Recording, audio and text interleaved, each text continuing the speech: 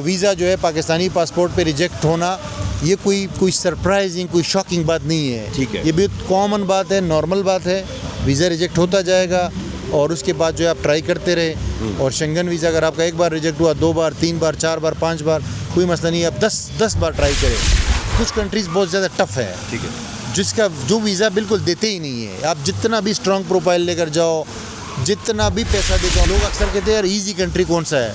Easy country कोई भी नहीं है। कोई भी नहीं, आपको में वीज़ा नहीं लगता। नहीं लगता। सही है, पैसे आप 1 करोड़ दो, 5 करोड़ दो, 10 करोड़ दो, उसका वीज़ा नहीं लगा। और अगर लगता भी है तो वो फेक होता है। एम्बेसी देखो, एम्बेसी का ये है सिस्टम भाई कि कोई भी एम्बेसी है ना पाकिस्तान में, उन्होंने वीज़ा रिजेक्ट करना है।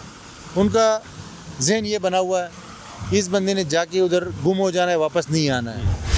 सबसे पहला जो डॉक्यूमेंट है वो ये कि आप क्या करते हो, यानी जॉब कर रहे हो, बिजनेस कर रहे हो, उसका डॉक्यूमेंट। कि किस तरीके से जो लोग निकलना चाहते हैं अपने होम कंट्री से और वीज़ा अप्लाई करना चाहते हैं किसी भी कंट्री का, तो क्या डॉक्यूमेंट बहुत ज़्यादा अहम है तो उनका वीज़ा लग सके। पहली चीज़ मैं आप लोगों को बताता चलूँ, पूरी दुनिया जानती है, जहाँ जहाँ एशियन बसते हैं दुनिया में, सबको पता है कि पाकिस्तानी पासपोर्ट पे, जिस पे इस वक्त ईरान का वीज़ा लेना भी मुश्किल हुआ हुआ है, उसी पासपोर्ट पर आपने 107 से 110 कंट्री आपने विज़िट की हैं।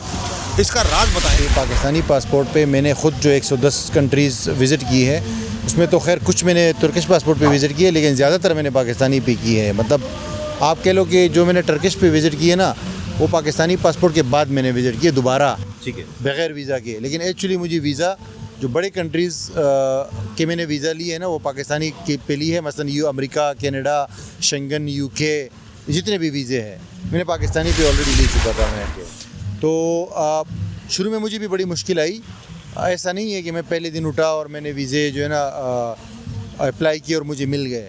बड़ा टफ़ टाइम मुझे भी मिला था और सबको मिलता है। ठीक है। और मैं आपको एक मज़े की बात अगर बताऊं तो मज़ा भी उसमें आता है। ठीक है। क्योंकि चैलेंजिंग चीज़ होती है, एक चैलेंजिंग लाइफ होती है। तो बेसिकली शुरू में जब मैं वीज़ा अप्लाई करता था बड़े रिजेक्ट हो जाते थे, तो मुझे वीज़ा की साइंस नहीं पता थी ना। ठीक है। क्या ये वीज़ा की बेसिकली साइंस क्या है। एवन कि अगर आप किसी थर्ड वर्ल्ड कंट्री का भी पासपोर्ट रखते हो तो तब भी कैसे हो सकता है कि यार आपके पास पैसे भी हो और आपके ट्रैवल हिस्ट्री भी हो और फिर भी आपको इतनी ख्वारी का सामना करना, और अक्सर रिजेक्ट हो जाते हैं। क्योंकि वीज़ा में सबसे ज़्यादा जो पेनफुल एक चीज़ होती है ना, वो इंतज़ार। ठीक है। जब आप पासपोर्ट देते हो एम्बेसी को, वो रख लेते हैं और उसके बाद जो है ना आपको 20-25 दिन 30 दिन वेट करना पड़ता है और फिर जाके रिजेक्शन आ जाती है। जी जी। वो जो पेन मिलता है ना, जो दर्द मिलता है, वो सिर्फ उस बंदे को पता है जो कि रेगुलर ट्रैवल करता है और जो रेगुलर वीज़ा अप्लाई करता है। तो फिर ये होता है कि जो गलतियाँ होती थी ना, फॉर एग्जांपल इटली का मेरा 2 बार रिजेक्ट हुआ वीज़ा, फिर नीदरलैंड का मुझे मिला, इस तरह साउथ अफ्रीका का मेरा रिजेक्ट हुआ था। मैं तो कहूँगा कि मैंने वीज़ा रिजेक्शन में भी PhD की हुई है। क्या बात। क्योंकि मेरे कोई कम से कम भी हो तो कोई 20 बार वीज़ा भी रिजेक्ट भी हुआ है। एक कंट्रियों के या शेंजन कंट्री? नहीं, शेंगन के 2 बार, यूके का 1 बार, उसके अलावा जो है कनाडा का 1 बार रिजेक्ट हुआ था, ऑस्ट्रेलिया का 2 बार रिजेक्ट हुआ।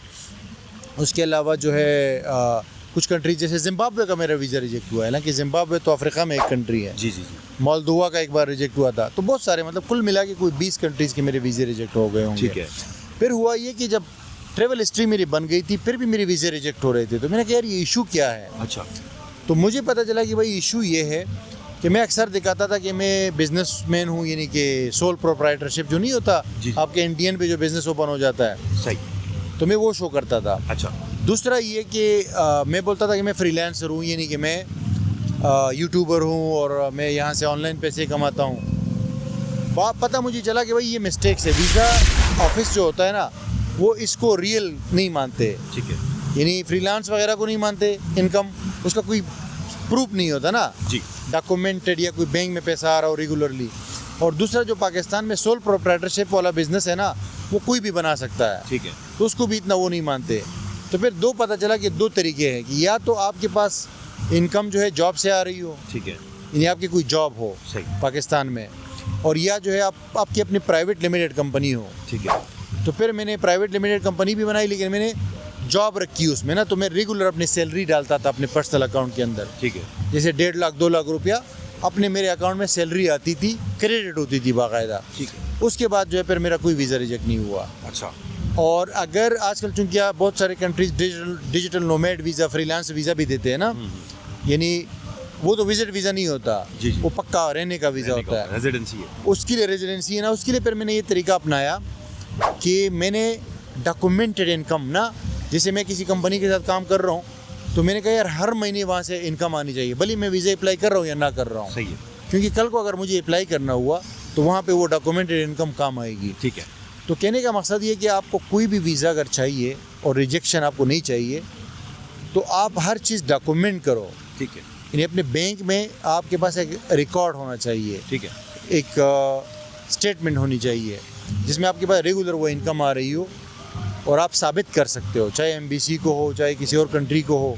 और एवन टैक्स में भी शो होना चाहिए। आप पाकिस्तानी जो टैक्स रिकॉर्ड है ना उसको भी क्लीन रखो। ठीक है। ठीक है। तो फिर आपको जब आपके पास प्रूफ होंगे ना, सही। तो एम्बेसी देखो, एम्बेसी का ये है सिस्टम कि भाई कि कोई भी एम्बेसी है ना पाकिस्तान में, उन्होंने वीज़ा रिजेक्ट करना है। उनका जहन ये बना हुआ है इस बंदे ने जाके उधर गुम हो जाना है, वापस नहीं आना है। आपने उसको गलत साबित करना है, आपने उसको कन्विंस करना है कि यार मैं वापस आऊँगा। ठीक है। उसके लिए आप क्या शो कर सकते हो?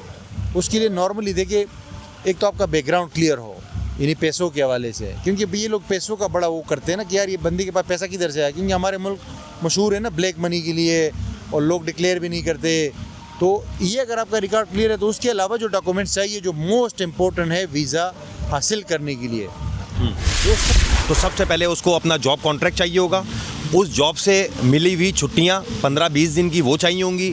तीसरा आपने बताया अभी कि सैलरी स्लिप चाहिए। सैलरी स्लिप या मतलब जो बैंक अकाउंट स्टेटमेंट में जो उसका इनकम आ रही है। जी जी जी। और उसके बाद जो है ना, अगर वो शादीशुदा है, ये बहुत मैटर करता है। अच्छा। कि अगर वो शादीशुदा है तो उसका फैमिली रजिस्ट्रेशन सर्टिफिकेट, ठीक है। ठीक है। और उसके अलावा जिस भी कंट्री में जा रहे हैं ना, होटल बुकिंग और ये रिटर्न फ्लाइट जो है जी, और ट्रेवल इंश्योरेंस। क्या कोरे पासपोर्ट्स पे यूके, अमेरिका, कनाडा ये वीज़ा देते हैं, या इसका ताल्लुक कहीं ना कहीं ट्रैवल हिस्ट्री से मौजूद है? अगर किसी कंट्री का आप टूरिस्ट वीज़ा अप्लाई कर रहे हैं तो क्या ज़रूरी है ट्रैवल हिस्ट्री बनाना, या वैसे भी अप्लाई कर सकते हैं? किसी भी कोरे पासपोर्ट पे शेंजन वीज़ा लग जाता है? कोरे पासपोर्ट पे शेंगन वीज़ा बिल्कुल लग जाता है, यूके का भी लग जाता है, यूएसए का भी लग जाएगा, ठीक है। लेकिन वो वंस अगेन आपके प्रोफाइल पे डिपेंड करता है कि आपका बैकग्राउंड कितना स्ट्रॉन्ग है। सही। मसलन अगर लेट से मैं आपको एक मिसाल देता हूँ, लेट से आप एक बिल्कुल नॉर्मल टिपिकल बंदे हो और आपके लेट से कि 50-60 हज़ार 1 लाख तक सैलरी है, ठीक है जी। और आप एक नॉर्मल बंदे हो, यानी कोई प्राइवेट जॉब कर रहे हो या कोई छोटी मोटी आपका बिज़नेस है छोटा मोटा, तो उस टाइम अगर आप अप्लाई करोगे विज़िट वीज़ा के लिए कि मैं घूमने जा रहा हूँ, तो एम्बेसी ऑटोमेटिकली बोलेगी ना कि यार सोचेगी कि यार ये बंदा अमेरिका या शेंगन क्यों जा रहा है, ये इसको पहले करीब जाना चाहिए ना।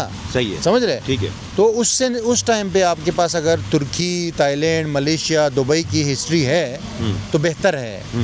ज़रूरी नहीं है लेकिन बेहतर है, जैसे कि हम कहते हैं ना चांसेस बढ़ जाएंगे। जी जी। लेकिन लेट से आप गवर्नमेंट की कोई 18 ग्रेड 19-20 ग्रेड के ऑफिसर हो। सही। और आपकी पक्की जॉब है, 5 साल से चल रही है, तो आपका फ्रेश पासपोर्ट है तो कोई फ़र्क नहीं पड़ेगा, आपको वीज़ा मिल जाएगा, चाहे शेंगन हो, चाहे अमेरिका हो, चाहे यूके हो। स्ट्रॉन्ग टाइज की वजह से, स्ट्रॉन्ग टाइज की वजह से। दूसरा, आप एक जर्नलिस्ट हो फॉर एग्जांपल, आप टीवी पे प्रोग्राम कर रहे हो, ठीक है।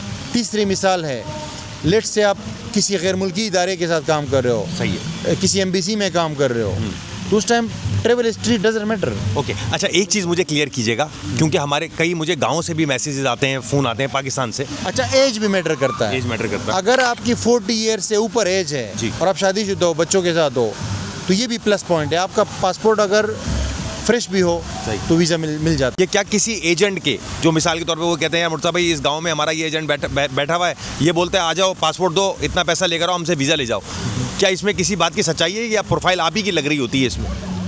देखो, एजेंट वाली जो चीज़ है ना, उसमें कोई हकीकत नहीं है। वो आपका अगर कोई कहता है कि इतने पैसों में वीज़ा नहीं लगता। सही है, पैसे आप 1 करोड़ दो, 5 करोड़ दो, 10 करोड़ दो, उसका वीज़ा नहीं लगा, और लगता भी है तो वो फेक होता है, ठीक है। ये कुछ जगह पे ना लोग जो है ना वीज़ा बाकायदा एम्बेसी से लगवाते हैं, लेकिन वो फेक होता है, बाद में पकड़ा जाता है। तो और आपने डन बेस का भी सुना होगा, अक्सर लोग ये डन बेस वाला भी काम करते हैं, तो डन बेस भी कोई चीज़ नहीं है, ठीक है। दुनिया के अंदर कोई डन बेस जो है ना, ये एजेंटों का इस्तिलाह है। सही। तो ऐसा कोई मसला नहीं है। अब इसमें ये होता है कि अगर आपको कोई पैसे आपसे लेता है तो 90% में तो पैसे आपके खा जाता है, वापस नहीं करता। कुछ लोग ऐसे होते हैं कि वो आपकी प्रोफाइल देख के कहते हैं कि चलो यार वीज़ा अप्लाई कर देते हैं, सही। लग गया तो लग गया, पैसे उसके हो गए। लेट से 10 लाख उसने दिए, तो उसका 50,000 लाख रुपए खर्च आ जाएगा, और बाकी जो है पैसे उसके हो गए। नहीं लगा तो उसको बोल देगा कि यार वीज़ा नहीं लगा तो अब इसमें मैं क्या कर सकता हूँ। ठीक है। बोल देगा कि आपके डॉक्यूमेंट में कोई मसला है। सही है। अच्छा, अगर किसी को शेंजन वीज़ा चाहिए, कौन सा ऐसा फेवरेबल कंट्री शेंजन कंट्री में उसका वो हो सकता है जिसमें वो अप्लाई करके वीज़ा लेके यहाँ आ सके? शेंजन अच्छा, शेंगन के अंदर ये है ना कि लोग अक्सर कहते हैं यार ईजी कंट्री कौन सा है। ईजी कंट्री कोई भी नहीं है। आप अपने प्रोफाइल और अपने बैकग्राउंड और अपने डॉक्यूमेंट से चांस बनाओगे कि वीज़ा मुझे मिल जाए। लेकिन एक चीज़ ज़रूर है, कुछ कंट्रीज़ बहुत ज़्यादा टफ़ है, ठीक है, जिसका जो वीज़ा बिल्कुल देते ही नहीं है। आप जितना भी स्ट्रॉन्ग प्रोफाइल लेकर जाओ, जितना भी पैसा दिखाओ, जो भी दिखाओ, ट्रेवल हिस्ट्री भी दिखाओ, वो नहीं देते। जिसमें डेनमार्क हो गया, स्वीडन हो गया, स्विट्ज़रलैंड हो गया, ये कंट्रीज़ पाकिस्तान में वीज़ा नहीं देते। ओके। अच्छा, जो नॉर्मली वीज़ा जो देते हैं कंट्रीज़, जिनका मतलब ये कि वो टूरिस्ट कंट्रीज़ है तो इसलिए उनके ज़्यादा वीज़े वही से लगते हैं। सही। उसमें स्पेन है, जर्मनी है, इटली है, और फ्रांस है और नीदरलैंड है। ये 5 कंट्री। अच्छा, कनाडा का वीज़ा में आपको ज़्यादा फ़ायदा जब आपके पास वैलिड यूएसए का वीज़ा होता है ना, तो उससे फ़र्क पड़ जाता है। क्योंकि आप फिर क्या करते हो, एक ऐसे प्लान बनाते हो ना कि यार मैं अमेरिका जा रहा हूँ और मेरी न्यूयॉर्क में मैं जाऊँगा और वहाँ से मैं टोरंटो जाना चाहता हूँ, वापस आऊँगा। तो एक पूरा प्लान देते हो ना आप, और साथ में यूएस वीज़ा भी लगाते हो, तो रिलेटिवली ईजिली मिलता है। फिर अमेरिका का वीज़ा नहीं हो तो फिर थोड़ा सा मुश्किल होता है। घबराने की कोई ज़रूरत नहीं है। अच्छा। सही है। और वीज़ा जो है पाकिस्तानी पासपोर्ट पे रिजेक्ट होना, ये कोई सरप्राइजिंग, कोई शॉकिंग बात नहीं है। ठीक है। ये भी कॉमन बात है, नॉर्मल बात है। वीज़ा रिजेक्ट होता जाएगा और उसके बाद जो है आप ट्राई करते रहे। और शेंगन वीज़ा अगर आपका एक बार रिजेक्ट हुआ, 2 बार, 3 बार, 4 बार, 5 बार, कोई मसला नहीं है। आप 10 बार ट्राई करें।